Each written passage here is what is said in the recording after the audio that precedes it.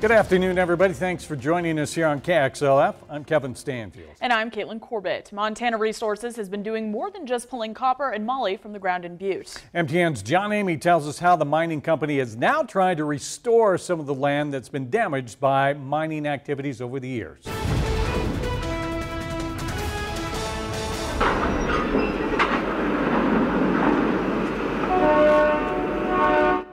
Montana Resources is good at pulling things out of the ground, but they're also putting plants back in the ground as part of their reclamation efforts. You know, it is a way to be a good neighbor to our community and make things look as nice as we can. MR is in the process of restoring about 90 acres of land that was once a dump site for waste rock. This site, which is just west of Interstate 15, is being covered by topsoil and will be seeded with native plants. This is a mixture of a bunch of different grasses and forbs, like like sagebrush and a bunch of different grasses. It's a pretty diverse seed mix. Got a lot of native species in it.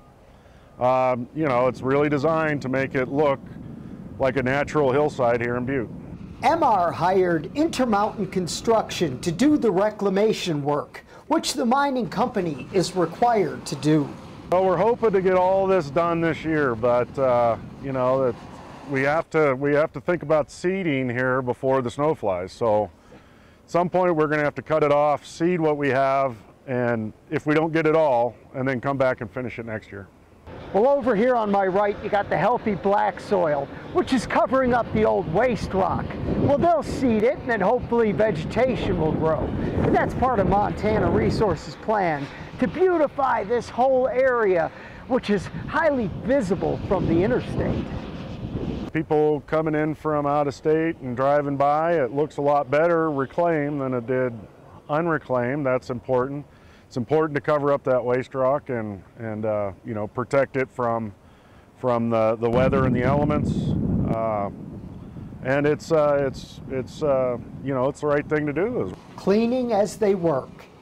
In Butte, John Amy, MTN News. Montana Resources has already reclaimed about 40 acres of that land and hopes to complete the other 50 acres before wintertime.